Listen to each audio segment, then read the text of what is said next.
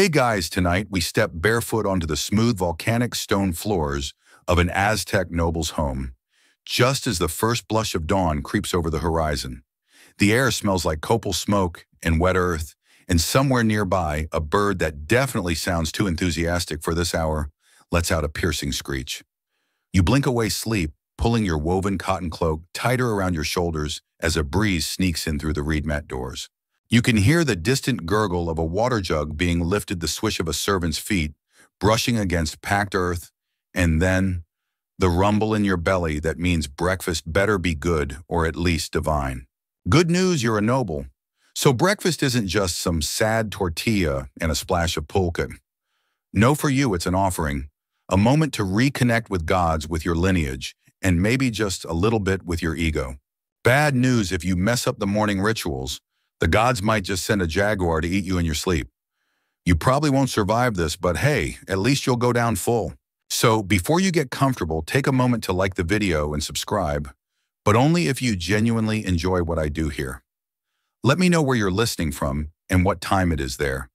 I always love seeing how global this little bedtime tribe has become. Now dim the lights, maybe turn on a fan for that soft background hum, and let's ease into tonight's journey together. You're up before the sun because that's how it works here. Nobles don't roll out of bed when they feel like it. They rise with purpose. The city of Tenochtitlan, still wrapped in mist, stirs like a sleeping serpent. On the rooftop terraces, temple priests whisper prayers to Huitzilopochtli, the hummingbird god of war and sunrise. Below in the noble quarters, the household awakens to prepare a meal worthy of gods and of you. You slip on your sandals, delicately embroidered with colorful feathers, and step outside your chamber. Servants are already bustling about. One offers you a steaming bowl of clean water for your face and hands. Purity matters, especially on days like this. It's the 5th day of the 13-day ritual calendar, which means you'll be eating something special and possibly giving thanks that your name wasn't drawn for a human sacrifice this week. The air is thick with the smell of incense and fresh corn dough. Maize, yes, the golden heart of Mesoamerica isn't just food here. It's origin, it's destiny. According to myth, humans were made from maize by the gods. So when you eat it, you're not just filling your stomach. You're reinforcing the very fabric of your existence. And oh, how you eat it. Your first taste of the day, a tamal still steaming in its banana leaf wrap, but not the plain kind commoners chew on. No, yours is stuffed with roasted turkey, seasoned with epazote and hints of wild garlic. It's rich, earthy, and warms your hands as you tear it open. The texture is soft, the filling decadent. You eat slowly because that's what nobles do. Rushing would be unseemly. Across the patio, another noble guest laughs over a bowl of atole, a warm cornmeal drink thickened with honey and a whisper of vanilla orchid, an aromatic luxury only the upper class can afford. You nod at her, your shared understanding unspoken. This isn't just a meal, it's a performance. Here's your mainstream fact: tamales weren't just a dinner thing. Aztecs commonly had them for breakfast, and nobles were served versions with meats and fancy fillings. Atole, meanwhile, could be fortified with cacao, chili, or fruit depending on status. But here's the quirky twist: some Aztec nobles preferred their tamales cold, fermented overnight, and left to harden just slightly for that sour edge and chewy resilience. Think of it like the ancient Mesoamerican version of yesterday's pizza slice. Historians still argue whether this was a culinary preference or a sign of rushed kitchens on ritual days. You head toward the inner courtyard where sunlight begins to pool like molten gold between columns. A servant fans the fire in the cooking pit using wings from a sacrificed turkey as kindling. Excessive, absolutely. But again, nobles. You sit cross-legged on a woven mat, your tamal now finished, and another plate is quietly placed in front of you. A maize cake topped with toasted pumpkin seeds and drizzled with maguey syrup. Sweet, smoky, and just a little bit floral. You chew and your mouth wakes up fully. By the way, pumpkin seeds weren't just snacks here. They were symbols of fertility, success, and sharp teeth, literally. Some warriors wore them ground into paste on battle days to feed the beast within. Not breakfast maybe, but fierce energy. Your thoughts wander as you sip water from a polished gourd. The nobles around you engage in soft conversation, debating trade policies, court drama, and whether the neighboring city-state has truly offended your people, or if they just need to send more gifts. Politics even before eggs. There's a ritual to all of this. You can't just gulp down your food and dash. Each bite is a meditation. Every dish is layered with meaning. Even the order matters: bitter things first to awaken the tongue, then the sweet, then the spicy. It's a symphony of flavors tuned for status. You glance at a nearby altar where tiny maize dolls rest in painted bowls. Offerings. It's said that what you eat, the gods eat through you. So if you're indulging in turkey and cacao, you'd better leave some behind for them too, or risk divine indigestion. The city outside your villa begins to pulse with the rhythm of morning drums. Canoes drift across the lake bearing more food from chinampas, those floating gardens that make all this possible. Farmers, fishers, gatherers, they feed the empire. But only nobles taste the rarest fruits of that labor. And as you reach for another tamal, this one filled with beans and the spicy seeds of the chia plant, you wonder, is it the food that makes you noble, or the nobility that decides what's food? The morning doesn't end with tamales. Not in a noble's house. Not when your reputation might hinge on the subtle crispness of toasted maize or the exact hue of your sauce. No, your breakfast is just getting started and your teeth need to be ready for it. So next comes hygiene. Not a glamorous word, but in the Aztec world, it's sacred. Before another morsel passes your lips, you take a soft twig, the stem of the texquite plant, or a stick from the pirul tree, and you scrub your teeth with a mixture of volcanic ash and crushed charcoal. Yeah, charcoal. The same stuff your breakfast might have been roasted over. It leaves your mouth feeling clean and a little gritty, like licking a mountain. The taste less minty, fresh, and more campfire spa. But it works. Your breath smells less like tamal steam and more like ready for a diplomatic marriage. Now you're back at your mat where the morning table, or rather floor spread, has evolved. This time the centerpiece is a tamal you didn't see coming. Inside the soft masa is a spicy blend of rabbit meat and chia seeds, flavored with wild tomatillo and a sauce the color of a storm cloud. It's sharp, tangy, with a whisper of heat that flutters at the back of your throat. You take another bite, and the flavor deepens like the way incense clings to your skin long after you've left the temple. Tamales in noble houses aren't just food parcels, they're edible status reports. A noble tamal might contain meat from a turkey raised solely on amaranth grains, or be steamed in the leaves of an imported plant from the coast. Some are sculpted into shapes: sunbursts, jaguar paws, or tiny pyramids. Yours today is simple on the outside, rich within, like you supposedly. The servant who made it probably been in the family for generations. In noble homes, culinary training was passed down with as much ceremony as military rank. The head cook, often an older woman, knew every preference, every allergy, every feast day. If your tamal is perfect, she's done her job. If it's too dry, well, someone might get reassigned to cleaning ceremonial masks. Here's your historical nugget. Aztecs brushed their teeth regularly using ash or bark, and personal hygiene was a daily ritual, especially among nobles. Bathing in cold water, oil massages, and even sweat lodge steamings were common ways to purify the body. Now, the quirky bits: some nobles, particularly priests or sorcerers in training, added crushed chili to their morning scrubs to burn away bad thoughts. That's one way to wake up your gums. Historians still argue whether this was a symbolic act of purification or just a way to intimidate anyone who dared kiss you. A servant enters with a small wooden box and sets it before you without a word. You lift the lid, and inside 4 hand-sized discs of toasted amaranth and maize layered with crushed grasshoppers and honey. You blink. Yep, grasshoppers. Crunchy, nutty, and oddly satisfying.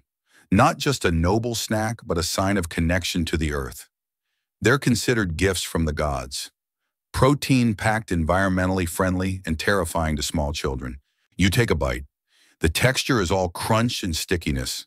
The sweetness of the honey offsets the saltiness of the grasshoppers, and the toasted seeds melt on your tongue with a gentle pop. If protein bars existed in 1450, this would be the deluxe version, artisanal, sacred, and definitely not available in the peasant districts. Other plates are passed around. A friend offers you a flat cake made from toasted chia and ground cacao. No utensils here, you just break a piece and nibble. Another hands you a ceramic cup filled with a frothy drink. You think it's pozzoli, but it's unusually thick today. Atole? No, this is a blend made for warriors. Cornmeal, cacao, chili, and honey. It tastes like a hug and a slap at the same time. It's not just taste, it's how it feels in your body. These aren't just calories, they're energy, strength, magic even. Some believe that chia, especially when consumed in cakes during breakfast, channels the god's vitality. Runners and messengers used to survive days on just a handful of it. Nearby, a younger noble asked the room whether insects should be dipped in lime juice before roasting or after. This sparks a mini debate. Someone jokes that only farmers eat plain bugs, and you laugh along, but you know it's not that simple. Insects aren't peasant food. They're delicacies when harvested correctly, seasonal, regional, and expensive, especially the winged ants with spicy abdomens. One noblewoman claims she once traded a necklace for a basket of those. Totally worth it. You sip more of the thick, spicy drink, and a warm buzz begins to spread in your chest. Whether it's from the chili or the cacao or that mysterious herb someone may have sprinkled in, you're not sure, but you feel awake, present, full of the day. Outside, the sun is climbing fast and shadows are beginning to form sharp lines between the pillars of the courtyard. The air smells faintly of roasted peppers, smoke, and sweet sap. Another servant appears, placing a painted bowl of sliced mamisapote, a soft orange fruit with a flavor somewhere between pumpkin, banana, and a dream. You pick up a slice with your fingers and taste it, slowly savoring its velvet texture. It cools your mouth after the chilly heat. This too is breakfast. This too is status. And just as you're thinking you're finished, one more plate arrives, just a simple tortilla, rolled and crisped over fire with a single roasted larva nestled inside like a meaty little secret. It's crunchy, buttery, and dare you admit it, kinda perfect. You glance across the courtyard and notice a young noble girl getting her hair braided by two attendants while sipping on her own cacao drink. She looks up, smirks, and says loud enough for you to hear, "Don't eat too much or you'll be too full for the morning blessing." You smirk back, "Too full? Please, breakfast isn't over until the gods say it is." You're not exactly waddling yet, but let's just say you're one tamal away from contemplating a lie down. And yet here comes more. But this next round isn't about satisfying hunger. It's about precision, presentation, performance. A servant enters holding a low flat tray lined with black volcanic stone. On it, three delicate tlaxcali. That's tortillas to the uninitiated, each no bigger than your palm, brushed lightly with oil pressed from avocados and topped with different colored sauces, green with pumpkin seed, red with chili and ground tomato, and one the deep black of obsidian made with charred chili ash and a bit of polka. They glisten under the morning sun like edible gems. You pick up the green one first. It's cool to the touch, fresh, bright, grassy. As you chew, the flavor explodes with toasted seeds and the richness of oil that coats your tongue like silk. This is artistry disguised as breakfast. Nobles don't just eat, they taste their ancestry. Every dish whispers a genealogy, a region, a tribute paid. Here's a mainstream fact: tortillas weren't just edible plates, they were status signals. For nobles, they were often smaller, more refined, sometimes filled or stacked, made from the finest white maize, soaked longer in lime water for that velvety texture. Commoners got big, sturdy ones for labor. You, on the other hand, bite into culture itself. Now, for the weird twist, Aztec nobles sometimes competed in subtle food duels, trying to outdo each other with flavor, spice, or exotic ingredients at morning gatherings. These weren't official contests, but if your tlaxcali didn't dazzle, your social standing might wilt faster than your avocado garnish. Historians still argue whether these games were coordinated affairs or just passive-aggressive breakfast flexing. One of your breakfast companions, an elderly lord with a beard like a corn husk, gently pats his belly and declares he's ready for the morning talk. That's your cue. The food isn't over, it's just changing gears. A mat is rolled out near the central hearth, and a younger servant brings out a bowl of warm, pinoli roasted maize and cacao ground into powder and mixed with cold water. This drink doesn't hug like a toli. It slaps you awake. The texture is sandy, the flavor dark, bitter, a bit smoky. Not everyone likes it, but you do. It clears the cobwebs. Now the nobles begin what they call morning reflection. It's half ritual, half gossip, and all politics. The food lingers on your tongue as the talk turns toward recent omens. A comet seen over the lake, a strange birth in a nearby village, a merchant returning with tales of a mountain that cries blood. Real or not, these stories shape your world and what's for breakfast next week. During this pause, a priest arrives, not in a grand ceremonial way. He just shuffles in, sits cross-legged, and accepts a clay bowl of beans with toasted chia and a dash of ground avocado seed. Yes, the seed, dried ground and said to cool the liver and balance hot thoughts. You're not sure about the liver part, but it does mellow the earthy beans. Here's a fun fringe tidbit. Avocado seeds were occasionally carved into tiny charms and worn around the neck to ward off bad dreams. Others claim warriors chewed bits of them before battles for courage. You just chew them to not look impolite. Someone passes around a woven tray of roasted lake shrimp, delicate and crunchy, still faintly salty from their briny cradle. They're a morning snack in noble homes near the lake light, flavorful, and according to your great aunt, excellent for digestion. You pop a few into your mouth and immediately understand why they're considered the nobleman's popcorn. Meanwhile, talk continues. A minor lord complains that his morning mushrooms were undercooked. Someone else jokes that he should have prayed harder. Everyone laughs except the cook, who quietly vanishes. Kitchen failure at this level. That's not just embarrassment. That's legacy damage. Which brings you to the mushroom story. Sometimes breakfast gets strange. A nobleman you once knew swore by a ritual of eating a specific type of spotted mushroom before dawn on certain festival days. Not for nutrition, for visions. Hallucinogenic fungi weren't everyday food, but in high ritual. They had their place. Priests used them. Some nobles did too. Historians still argue whether this use was widespread or limited to very specific rites, because let's face it, tripping over your breakfast bowl isn't a great look in court. The sun is higher now. The shadows are sharp. The food slows. You sip more water.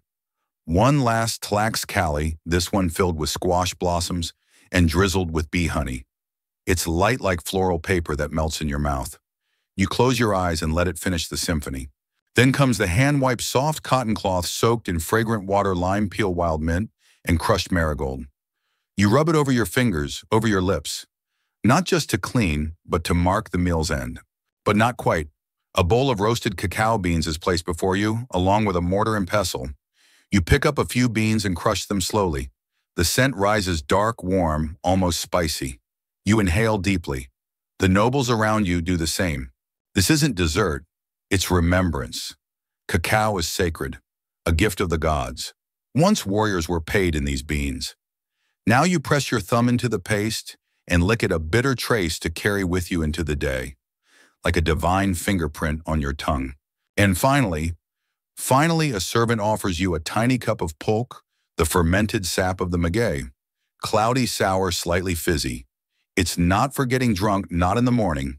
It's for grounding. For remembering that you're still of the earth, no matter how many shrimp-stuffed tortillas you just devoured. You sip, you swallow, you breathe, and breakfast is complete. You rise from your mat slowly, the way you'd step out of a warm bath, heavy-limbed and a little smug. Your belly is full. Your breath smells faintly of cacao and ash. The air, still cool and just shy of noon, is thick with the scent of roasted maize and wildflowers. Somewhere beyond the garden wall, a conch shell blows to signal mid-morning prayers. But in your courtyard, breakfast still lingers in the bones of the house. A servant brings out a bowl of crushed flowers and water and sprinkles it in a wide arc near the kitchen doorway, and offering a cleansing, or maybe just Aztec Fabrizi. You stretch your arms overhead, letting your joints crack. That's when your uncle walks by with a grin and whispers, "Don't forget to check the tribute basket. Somebody sent you something chewy." Chewy that could mean many things. You shuffle over to a shaded corner of the courtyard where a wide woven basket sits half covered by a blue cloth. You lift it. Inside, resting on banana leaves, roasted maguey worms glistening with chili oil and lime zest. Someone's thinking of you. In noble society, tribute isn't always about gold or jade. Sometimes it's food, rare, regional, hard-to-prepare delicacies. These maguey worms, they don't grow in your district. They're harvested from agave plants in the highlands, then salted, sun-dried, and roasted to perfection. You pop one into your mouth, crunch, then softness, then spice. It's not a snack, it's a relationship. Mainstream fact here, tribute food was a huge part of the Aztec economy.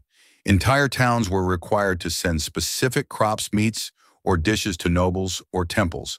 And yes, nobles often received cooked or prepared food, not just raw materials. Imagine your taxes arriving in the form of a cake, Now that's civilized. A nearby boy, barely 12, but already in his ceremonial wrap, leans over and whispers that his cousin once traded a live duck for a single tamal made with deer meat and squash seeds. Sounds fake, until he tells you it was cooked in duck fat. Then you nod slowly. That tracks. You return to your seat where the breakfast space is being cleared, but not fast. Nobles linger. No one's in a rush. Even the dogs, their stomachs likely full of scraps, lie sunning themselves like lazy gods. And that's when the gifts begin. Gift giving at noble breakfast isn't official. It's not on the schedule, but it happens more often than not. Someone passes you a folded corn husk with something soft and warm inside. You open it gently. It's a bite-sized inequivalent, a honey cake with crushed nuts and amaranth. You nod politely, then hand off a small, chili-stuffed tortilla you had wrapped in a palm leaf earlier. Tiny exchanges. Mutual respect edible. But don't be fooled, it's not all hugs and honey. These gifts say things. A soft maize cake means affection. A pickled chili wrapped in a cacao leaf might be a joke, or an insult, or both. It depends on how well you know each other. One time, a noble you disliked gave you a dried axolotl sealed in clay. You laughed out loud, and then didn't speak to him for a week. Historians still argue whether these food gift customs were structured rituals or more informal social maneuvering.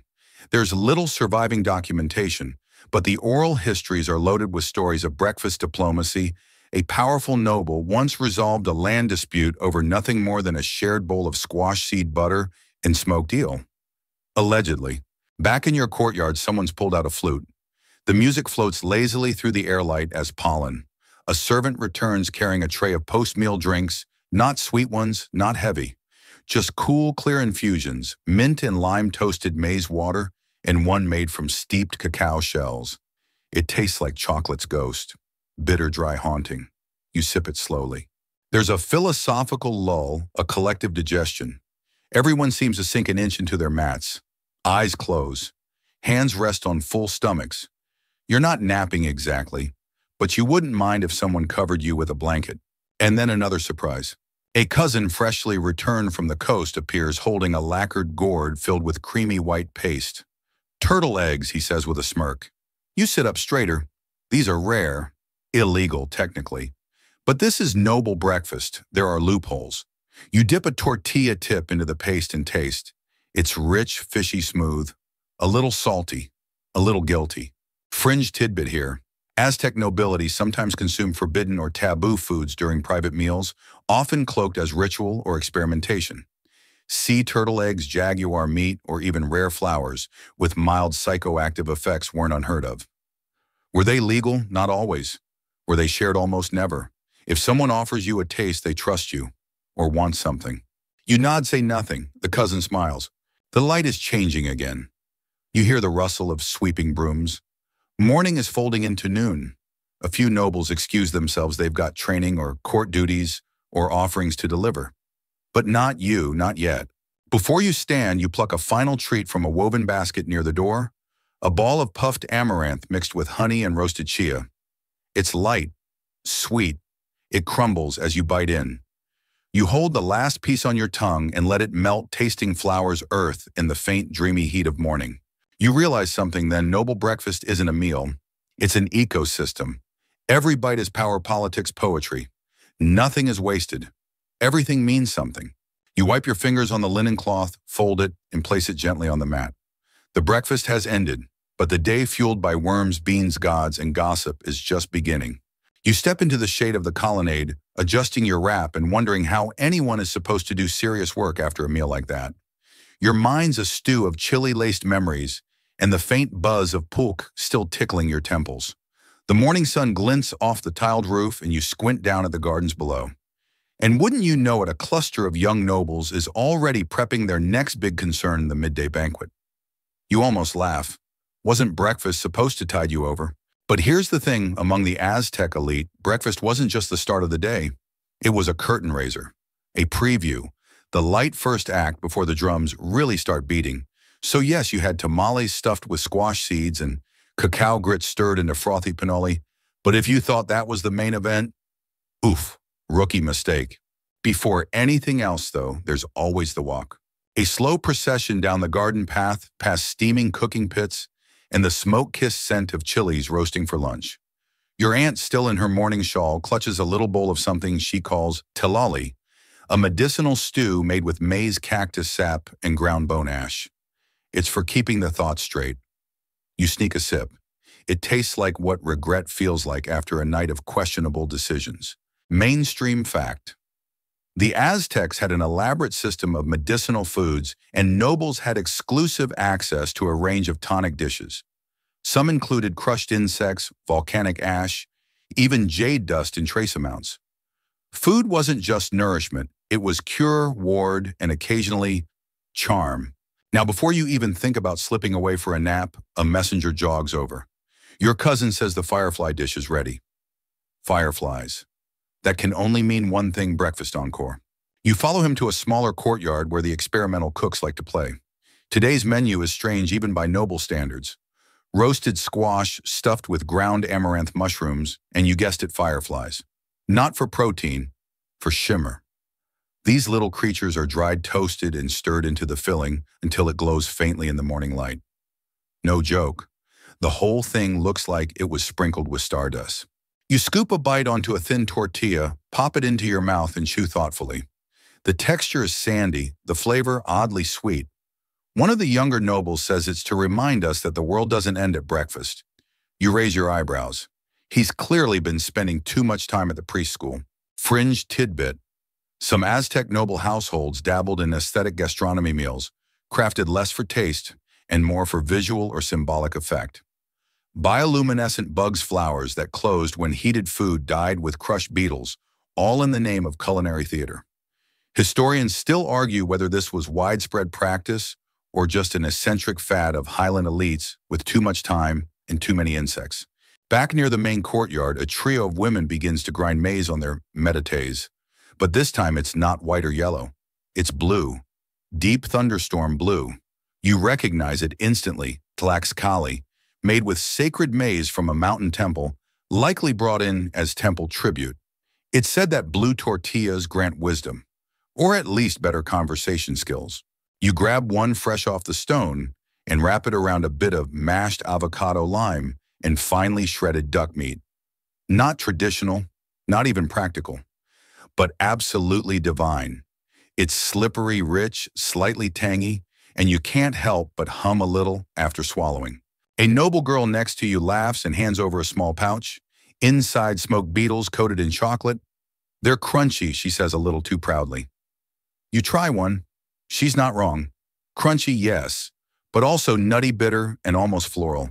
These, you remember, are the famed ahuajutli water insect eggs, often described as Aztec caviar, sourced from lakes dried and sometimes rehydrated into cakes or roasted with salt.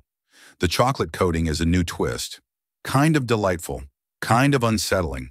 She grins at your hesitation. Food is fun when it scares you a little, she says. You can't argue with that. You wander a bit, checking in on the fires where chilies are being blackened for sauce and small wild birds are roasting on spits, their skin blistering to a crackling sheen. No one says it, but you know these are for the afternoon meal, not breakfast. And yet the line between meals for a noble, very blurry. You're always one conversation away from being offered a slice of smoked peccary or a bite of frog-stuffed squash blossom. Here comes one now. Your cousin waves you over and offers a spoonful of tsicatlali, a sort of breakfast salsa made with roasted ants, ground seeds, and just a kiss of vanilla. You try it with a bit of warm maize cake.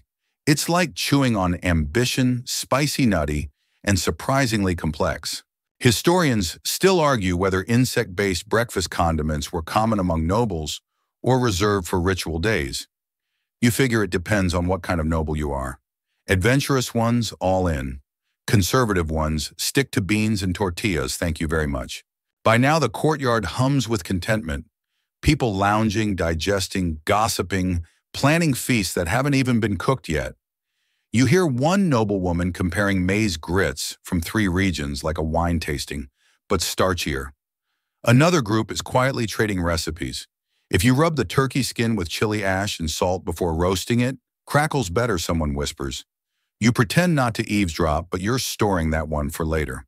You lean back against a sun-warmed wall head, tilted toward the sky. A bee buzzes by, clearly having had its own breakfast of flower nectar. Your stomach is full, your palate is dizzy, and your mind is adrift in thoughts of blue tortillas, glowing squash, and crunchy beetles. One last treat arrives before the shift toward noon, a small gourd cup of xocolotl, unsweetened cacao water, whisked with chili and a hint of smoked maize. You sip it slowly, bitter, fiery. Wakes you right up. A drink for warriors, yes, but nobles liked it too, especially as a final note to a sprawling experimental breakfast like this.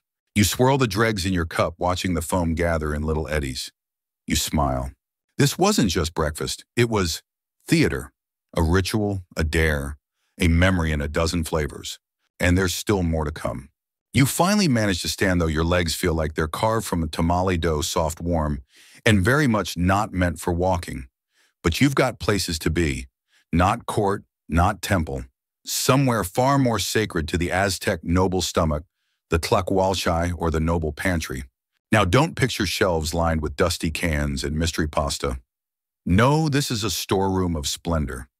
Clay jars sealed with wax, woven baskets filled with sun-dried herbs, walls hung with garlands of garlic chili and the occasional dried rabbit, and the smell a glorious punch-in-the-face fermented maize, smoked fish, cacao, dried fruit, and something floral but faintly sinister.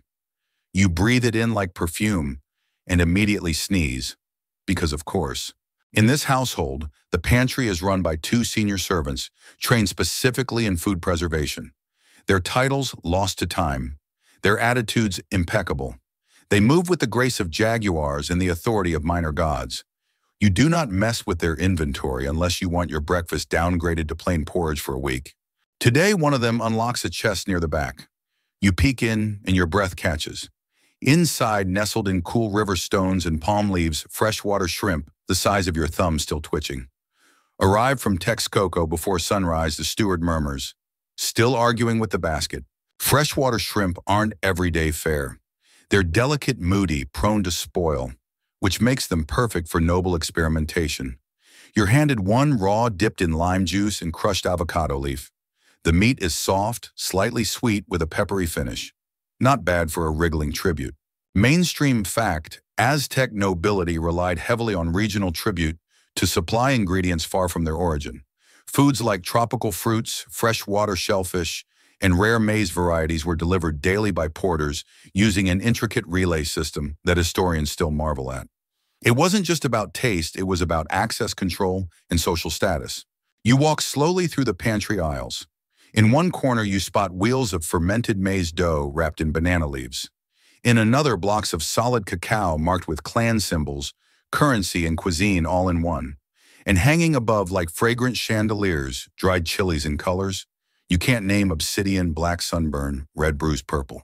One of your favorites is tucked in a gourd near the back, chapulines. Grasshoppers toasted with garlic, lime, and epizot. Crunchy, salty, and if you eat too many, suspiciously addictive. You pocket a handful for later, or for now. Here's a quirky bit: some nobles swore by lucky snacks. Small food charms meant to bring good fortune in love, war or the court, dried lizard tails, carved tamale stones, even red beans dyed with beetle blood. Were they magic? Probably not, but they made for great conversation. Historians still argue whether these talismanic foods were rooted in genuine belief or just high-status superstition. Either way, you once knew a noble who carried a roasted grasshopper in a tiny pouch around his neck. Swore it made him irresistible. It didn't. You pause in front of a tall jar sealed with wax and obsidian flakes. You know what's inside honey. Real honey, from stingless bees bred in distant valleys. This isn't your common cane sugar water. This is golden thick sun-trapped liquid. Nobles used it sparingly, mostly for medicines, rare desserts, and occasionally to bribe priests. You dip a wooden stick in and taste a drop. It's floral, smoky, electric. You hum.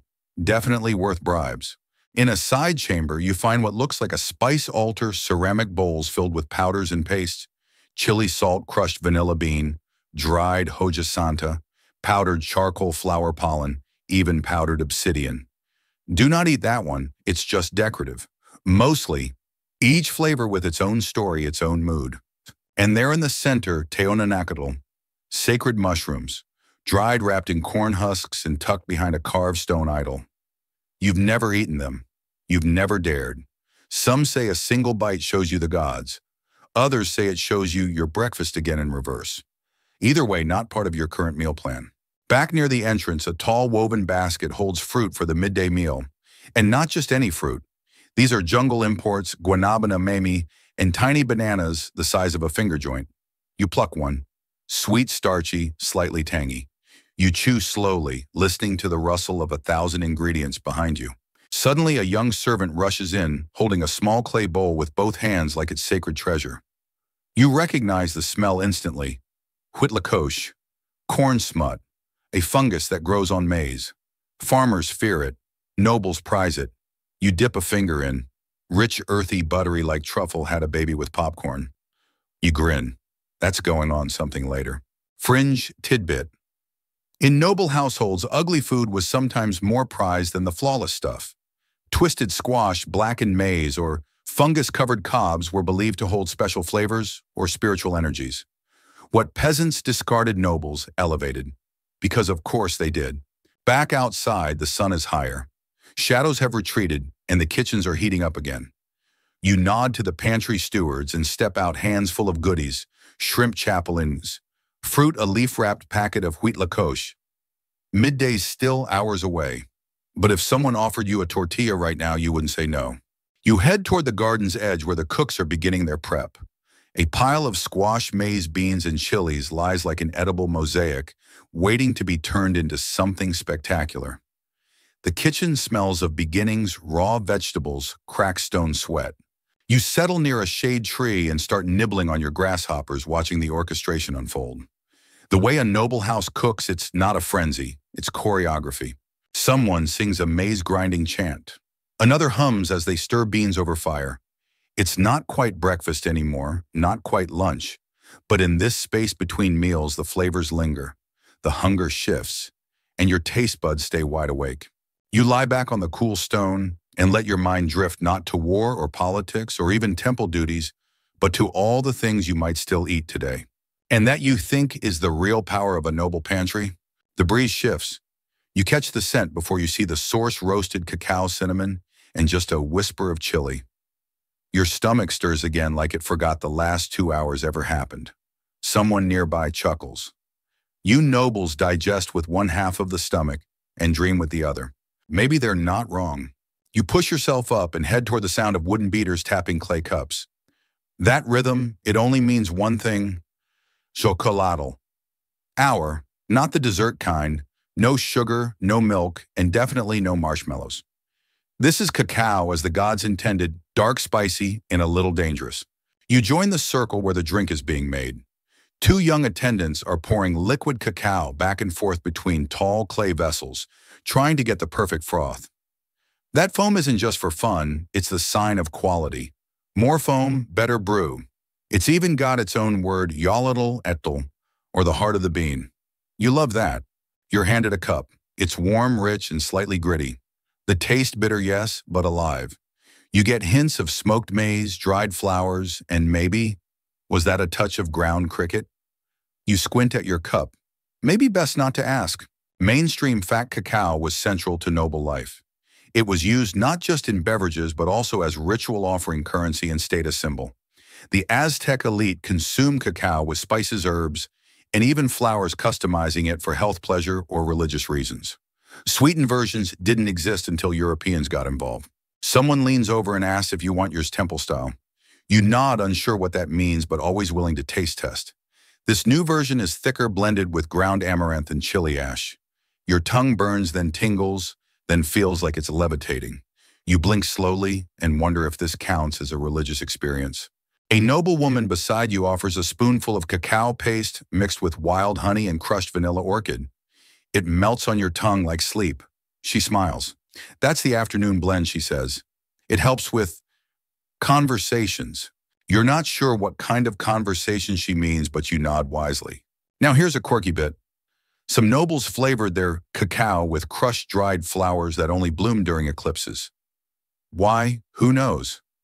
Flavor, mystery, one-upmanship. Historians still argue whether these additives had symbolic meaning or were just part of the era's obsession with culinary exclusivity. Either way, they smelled amazing. You're still sipping when someone brings out a platter of maize cakes. Not the ordinary kind, these are tiny, crisp-edged and shaped like birds, each one filled with spiced pumpkin paste and dotted with roasted cacao nibs. You try one. It crumbles delicately and explodes with flavor, sweet, smoky, a touch sour. You nod with solemn appreciation. The nobles know how to snack. Next up, tamales. Again, yes again. But these aren't breakfast tamales, these are cacao tamales. The masa is mixed with ground cacao, filled with mashed sweet potato and dried banana, then steamed in avocado leaves. You bite in. The taste is layered dark chocolate on the nose, earthy sweet potato in the middle, and a green, almost citrusy tang at the finish. You're starting to suspect that every noble meal includes at least one experimental dish. You're proven right when someone offers you a cactus paddle dipped in cacao sauce. Yes, cactus. Yes, sauce. You chew. The paddle's soft, slightly slimy. The sauce, smoky and rich with just enough bitterness to cut through the plant's natural sourness. Unexpectedly addictive. You glance across the courtyard and see a group preparing cacao for a different purpose face paint. Yes, you heard that right. Some ceremonies used powdered cacao mixed with clay and herbs to paint ritual patterns on the skin. Not edible, but definitely dramatic. Fringe tidbit. There's at least one account of nobles using cacao paste as a kind of sunscreen. Mixed with crushed avocado seed and lizard fat, it supposedly protected the skin from the harsh Highland sun. No one's tested the SPF, but it made you smell incredible. One noble boy near the fountain is chewing cacao nibs, straight, his lips dark, like he's been kissing shadows. You ask him why. He shrugs. Good for focus. That tracks. Some priests use cacao in fasting rituals for alertness. Others said it helped you speak to the gods. You're pretty sure it's helping you stay upright after your fourth tamal. The sun climbs. You feel the heat settle in your bones, and the stone underfoot begins to radiate warmth. The cacao drinks keep flowing, some chilled, some warm, a few whisked with pulque, for a slightly tipsy edge. You sip one that includes ground orchid root and crushed bee larvae. Don't think too hard about it. Just enjoy the nutty aftertaste. Nearby, someone is playing a soft flute melody. The notes rise and fall like breath. You lean back against a painted column, your cup half full, and feel your limbs soften. This isn't just a snack break, it's a mid-morning ritual, a reset, a little reminder that in this world luxury flows with the beans of a tropical tree and the fire of a pepper's kiss. A servant passes, carrying a basket of cacao pods, glossy ridge jewel tone. They look like alien fruit. You remember cracking one open once as a child. The white pulp inside was tangy, sour, sweet. Nothing like the roasted flavor you sip now. But that's the magic, isn't it? What begins as pulp and seed becomes drink sauce, even paint. Transformation in a cup. You watch the last dregs swirl in your clay vessel. Foam clings to the edge. You lick it just to be sure you've caught every drop. A bee hovers near your cup. You wave it off gently. Not for you, you whisper. Though let's be honest, it probably deserves a sip after all its hard work. Your fingers smell like cacao and smoke. Your lips tingle with chili. And your heart, it's beating a little slower, a little steadier, like it's learned something from the beans. The gathering starts to disperse. People drift toward their midday duties. A priest adjusts his feathered shawl. A young noble begins composing a poem aloud. Someone laughs softly at a joke you missed. The world keeps spinning, but now it spins a little smoother. You rise, stretch, and start walking again. Toward lunch, maybe. Or maybe just toward whatever comes next in this never-ending parade of flavor ritual and bite-sized revelations. You step away from the cacao circle, feeling pleasantly weighed down by the rich, spicy drink and the sweet tamales that clung to your fingers. The morning sun now warms your back, but there's a slight breeze drifting in from the lake, bringing the faint scent of reed and fish. You decide to wander toward the gardens behind the palace, a place where food and ritual dance side by side. These gardens aren't your average backyard plot.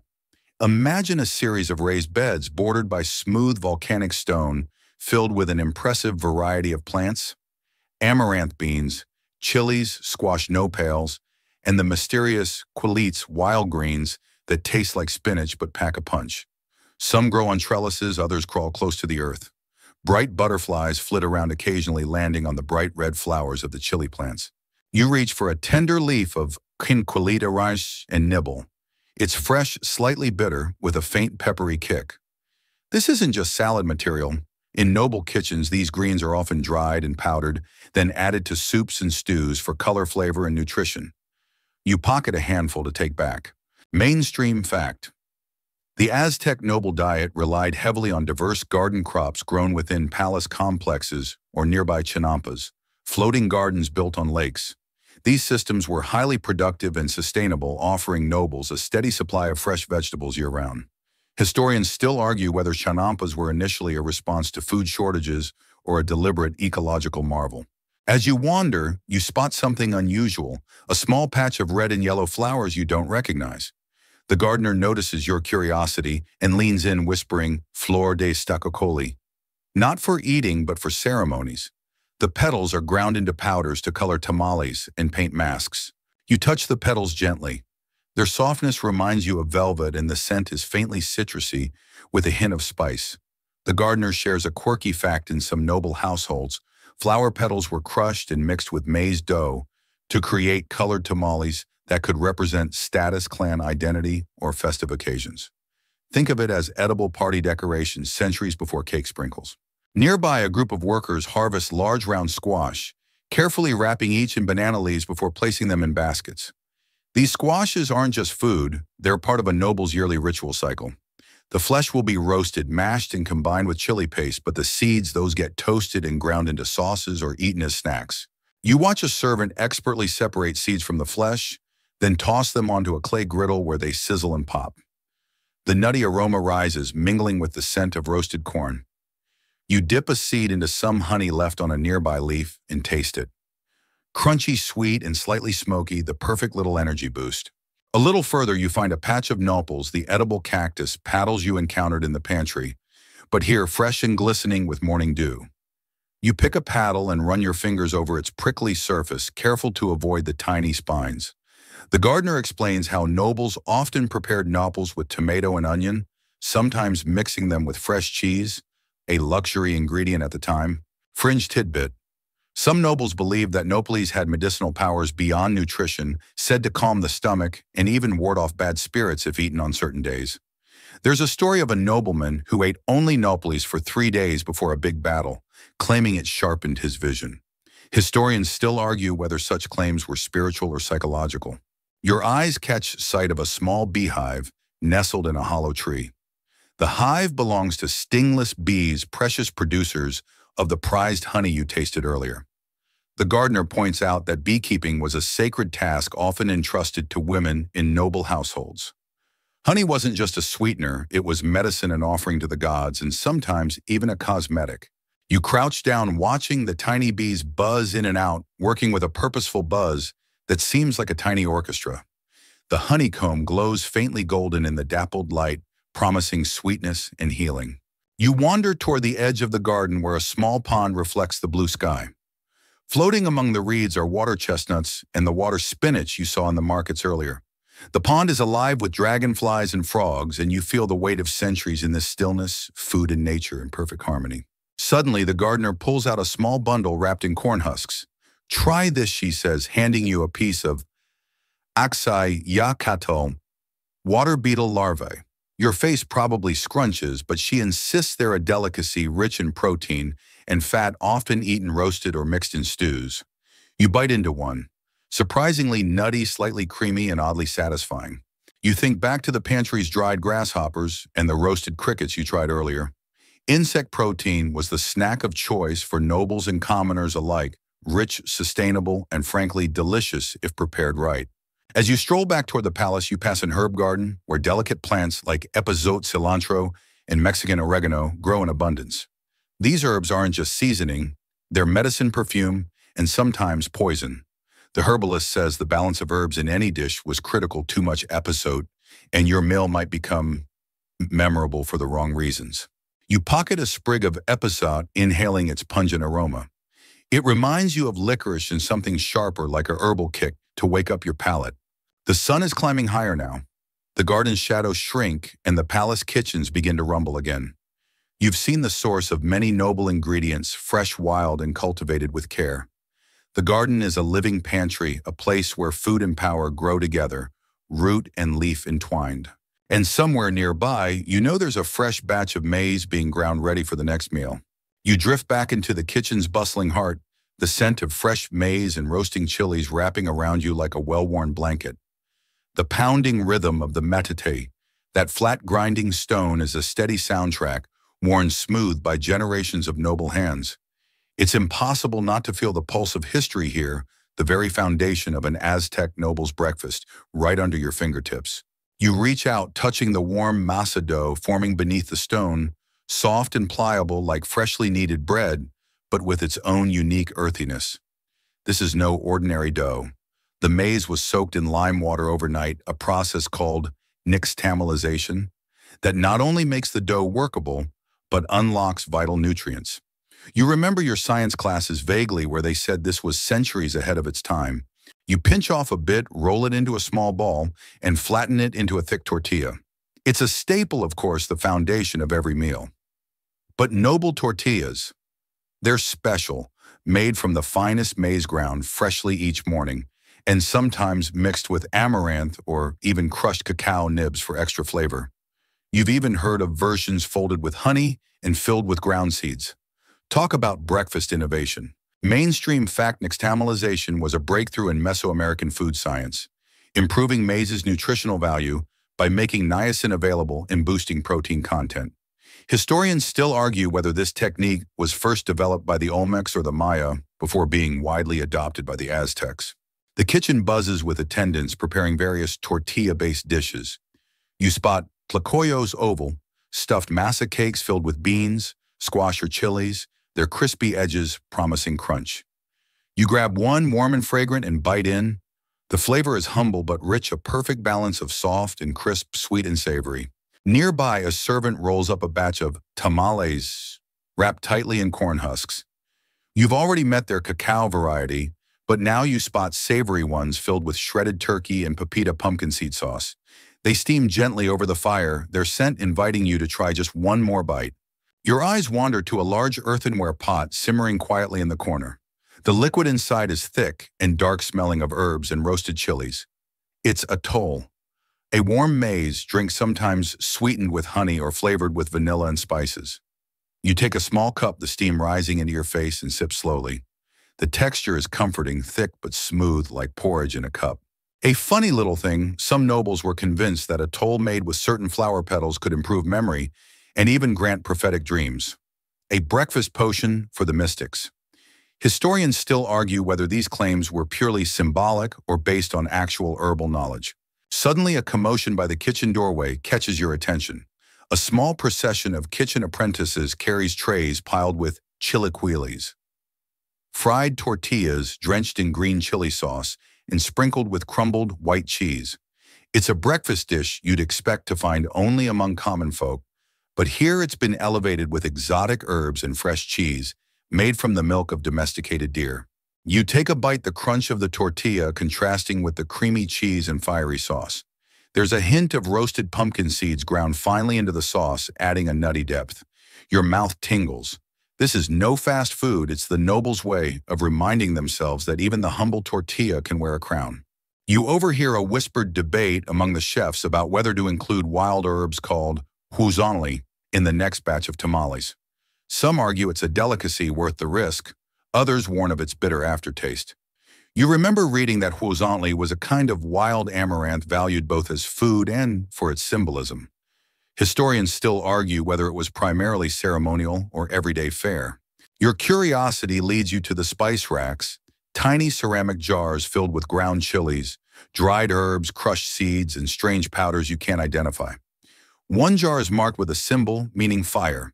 You open it cautiously, inhaling a puff of smoke and heat that makes your eyes water.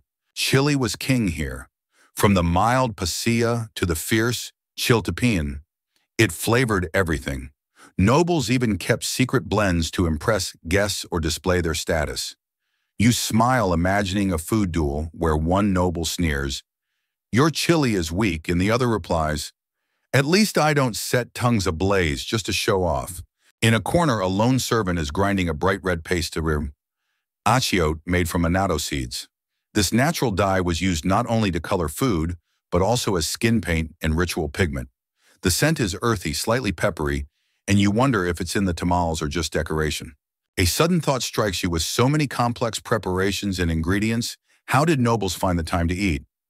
Apparently breakfast wasn't a rushed affair, but a slow ceremony, one where the food was as much about politics and ritual as it was about nourishment.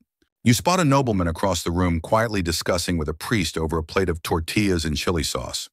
They're debating which dish best honors the maize goddess Centeotl.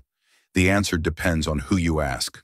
Historians still argue whether these food offerings were primarily religious devotion or elaborate social displays.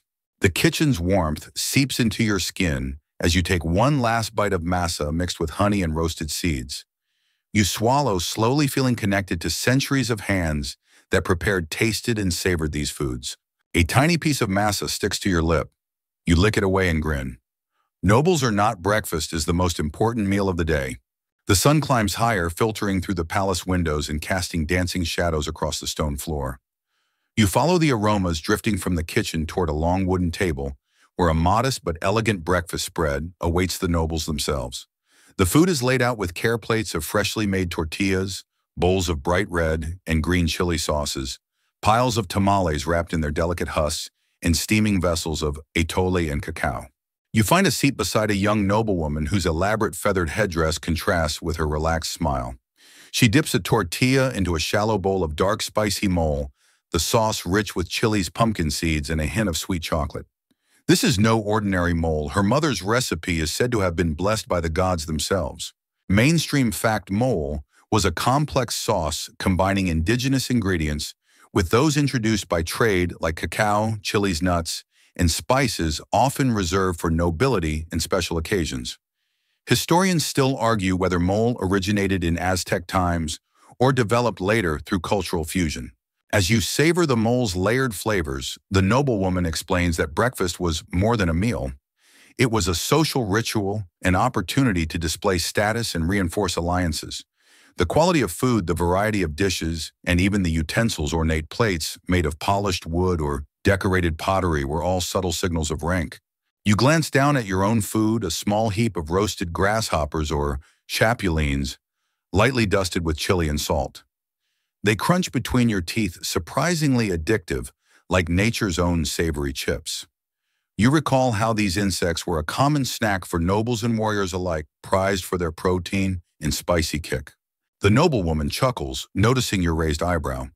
You might think eating insects strange, but trust me, it's a delicacy here, she says. Some say it's an acquired taste, others swear by its power to strengthen. A quirky tidbit floats into your mind: in some Aztec markets, chapulines were so popular, they were sold like popcorn, roasted fresh over open flames and packaged in corn husks. The favorite flavor, chili lime, centuries before your local snack aisle caught on. Historians still argue whether insect consumption was driven by necessity or cultural preference. Your conversation drifts to beverages, and she pours you a small cup of pulque reshomation, a fermented drink made from the sap of the maguey plant. It's frothy, slightly sour, with an earthy sweetness that lingers on your tongue. Pulque was often consumed in moderation during breakfast, believed to invigorate the body without overwhelming the senses. You notice that even among the nobles, preferences vary. Some favor cacao-based drinks, others opt for atole or pulque. The choice often depends on age, health, and ritual requirements. You reach for a piece of queso de chiva, a fresh goat cheese made from domesticated goats raised in palace stables. The cheese is soft, tangy, and creamy, a luxurious addition to the morning meal. You sprinkle it over a pile of nopals cooked with tomatoes and herbs, the flavors melding into a fresh, satisfying bite. She explains that cheese was not widely consumed by commoners, but nobles prized it as a symbol of refinement and access to exotic foods. The Aztecs were meticulous cheesemakers, and the presence of dairy in a meal instantly elevated its status. Suddenly, a servant enters with a platter of chocolat, small tart fruits resembling wild cherries or sour berries. The noblewoman pops one into her mouth and sighs. These are from the sacred groves, perfect for cleansing the palate. You follow suit, biting into one of the bright red berries. The tartness wakes your senses, a sharp contrast to the earthy, rich flavors surrounding you. There's something almost ritualistic about finishing a meal with fruit that feels both wild and cultivated. A scholarly debate floats through your mind. Historians still argue whether Aztec nobles saw fruit as dessert or as a cleansing agent, and how much ceremonial significance these foods held beyond mere taste. As the breakfast winds down, you notice nobles exchanging small tokens: cacao beans, tiny pots of honey, and embroidered cloths. Food here is currency, gift, and symbol. The meal was as much about relationships as it was about nourishment. You glance back at the pile of tortillas, the bowls of mole, and the cups of atole now half empty. This isn't just breakfast, it's a carefully choreographed event, an edible ceremony to start the day in power and grace. And as the noblewoman laughs softly, sharing a story about a clumsy servant who accidentally spilled chili sauce on a visiting dignitary's cloak, you realize that even in the grandeur of Aztec nobility, breakfast was a moment of humanity, humor, and simple pleasure. You lean back content knowing you've just tasted history and maybe developed a taste for those crunchy chapulines. The palace is alive with movement again, and the scent of fresh cooking pulls you toward the courtyard, where an open fire roars beneath a large clay pot. Here a stew simmers gently, tlacatl, a hearty dish made from turkey beans and a dark chili sauce that smells smoky and complex. You edge closer, inhaling the aroma that promises comfort and strength for the day ahead. You scoop a spoonful into your mouth, the rich flavors unfolding slowly. Tender turkey softened by slow cooking the creamy beans, grounding the spice, and that deep smoky undertone that hints at roasted chilies and herbs. The stew warms your belly and feels like a solid handshake from the past. Mainstream fact: turkey was a prized source of protein in the Aztec diet, domesticated well before European contact, and often reserved for noble households and religious ceremonies. Historians still argue how widely turkey was consumed among commoners versus the elite. As you savor the stew, you notice a peculiar ingredient: bright red seeds toasted and ground into the sauce. These are pepitas, pumpkin seeds, a key source of healthy fats and protein. You pick up a few to nibble on their own, discovering a satisfying nutty crunch. You watch as a cook adds a handful of epazote, that pungent herb you met earlier, to the pot, the scent rising sharply, almost medicinal. It's used to counteract the gas-inducing effects of beans, but it also adds a distinct flavor that divides opinion. Some chefs swear by it, others avoid it. A quirky tidbit surfaces in some noble kitchens: cooks would add crushed jade or obsidian to their spice blends, not for flavor, but to symbolize strength and protection, though no one actually ate the stones, thankfully. Historians still argue whether these were ritual inclusions or simply myths. Nearby, a line of servants prepares xochotl wine, the famous Aztec chocolate drink. This version is less sweet, bitter, and spicy, made from roasted cacao beans, ground with chili and vanilla. The nobles sip it slowly, appreciating its energizing and sacred qualities.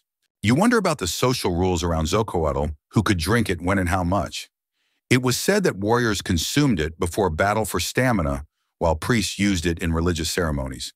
The boundaries blurred, but the drink was always an elite indulgence. The stew's hearty goodness reminds you that Aztec breakfasts weren't just about light nibbles. They were robust, designed to fuel a demanding day of governance, ceremony, and warfare. Energy was essential, and the combination of protein, fats, and carbs was carefully balanced. You glance toward a platter of chilicoyote sweet squash, glazed with honey and sprinkled with toasted seeds. This dessert-like side dish adds a delicate sweetness to the meal, balancing the spicy, savory stew. There's a story whispered among historians that some Aztec nobles believed chilacayote could boost fertility and health, a kind of food medicine hybrid.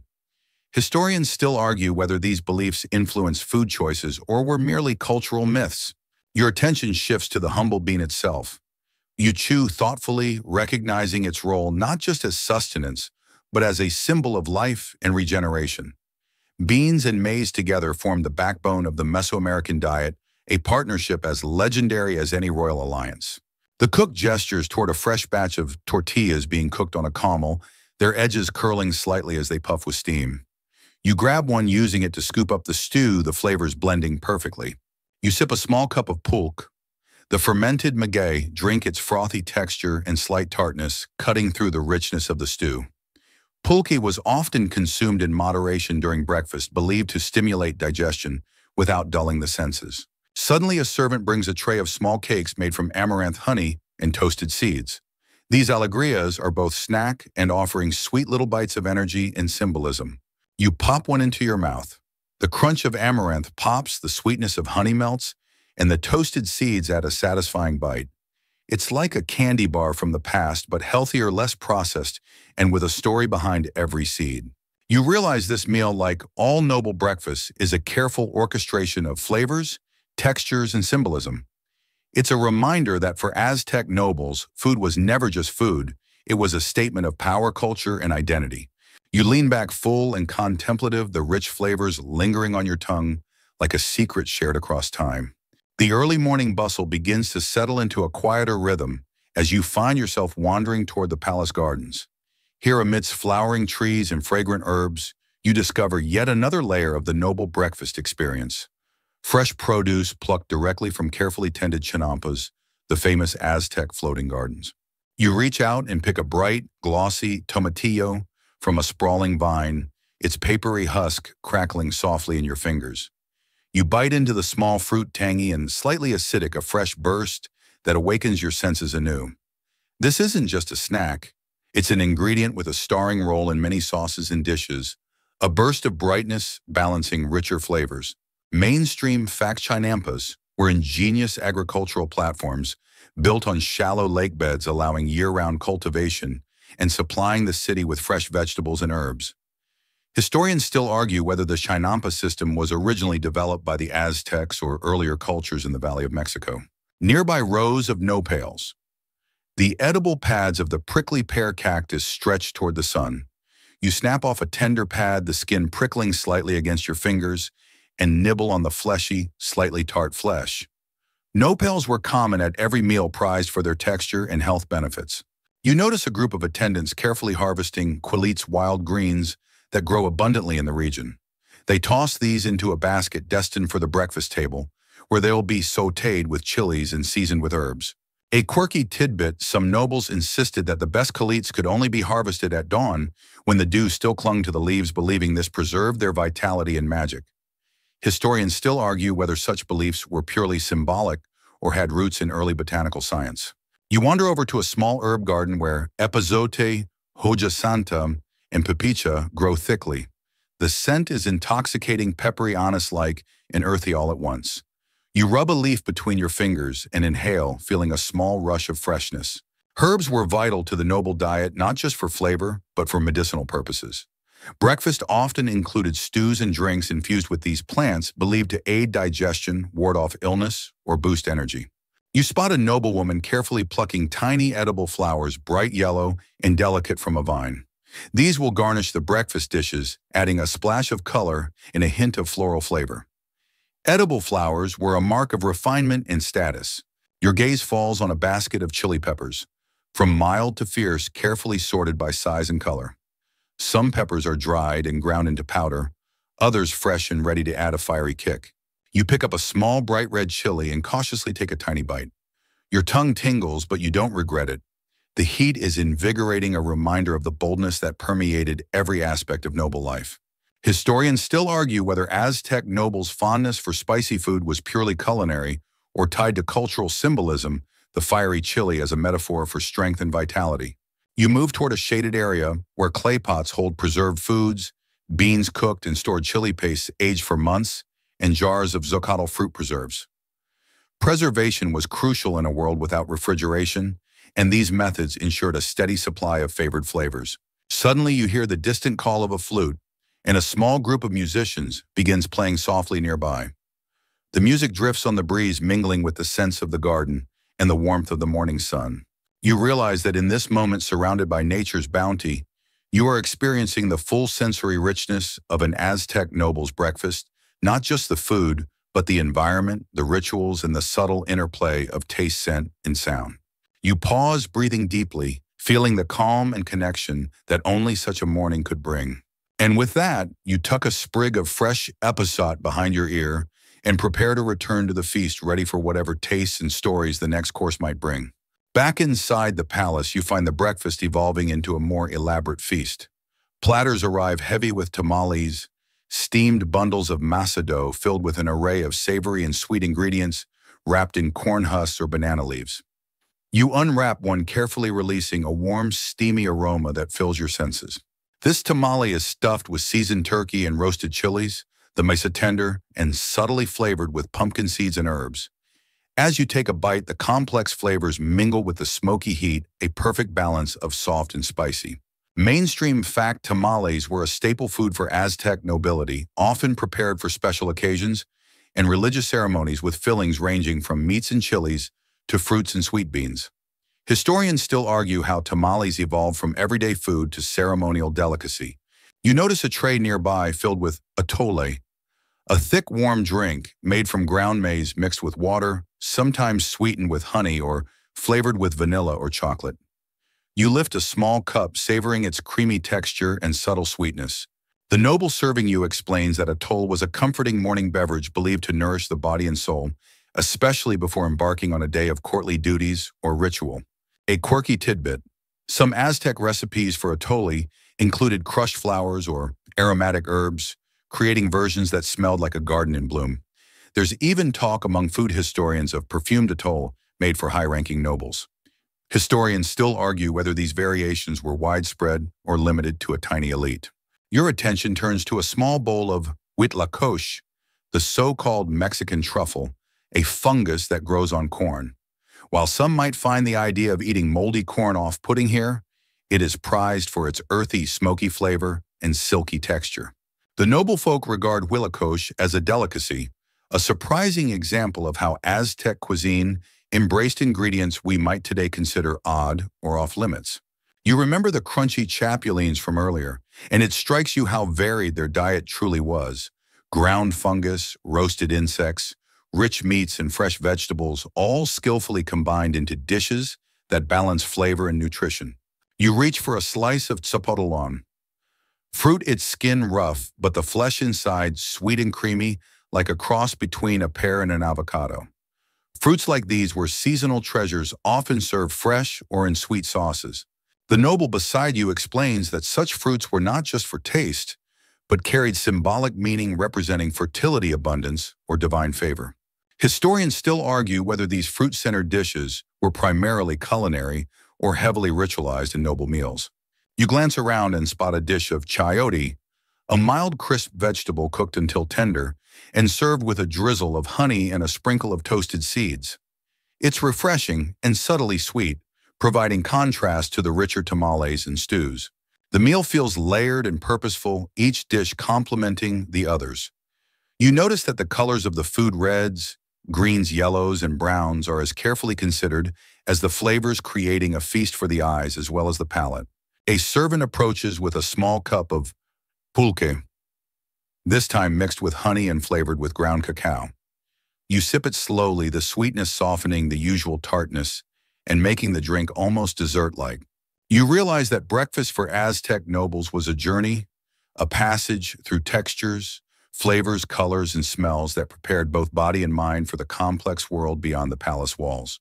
And as the nobles laugh and share stories around the table, you feel the invisible threads connecting food culture and identity weaving ever tighter. It's a feast fit for kings, queens, and you, at least for now. As the morning deepens, you notice the pace of the breakfast. Slowing plates are cleared and replaced by lighter fare, a gentle shift toward digestion and reflection. Now you find yourself sipping a small bowl of xocolam, the famed Aztec chocolate drink, but served chilled and mixed with ground maize, making it a nourishing, creamy treat. You watch nobles delicately nibble on tiny morsels of amaranth, seeds mixed with honey formed into little cakes. The crunch pops pleasantly between your teeth, the sweetness delicate and satisfying without being overwhelming. Mainstream fact: amaranth was a vital grain for the Aztecs, not only as a food source, but also used in ritual ceremonies where figures were shaped from the seeds and consumed. Historians still argue about the symbolic significance of amaranth in religious versus daily life. The noblewoman next to you tells you how certain seeds and grains were believed to carry spiritual energy, reinforcing the connection between food, body, and soul. You nod, thinking back to the earlier herbs and fruits, how nothing here seems random. A quirky tidbit surfaces. It's said that some nobles believed eating amaranth cakes could increase bravery and inspire visions during ceremonies, though others considered that just poetic exaggeration. Historians still argue whether such beliefs influenced diet or were later romanticized.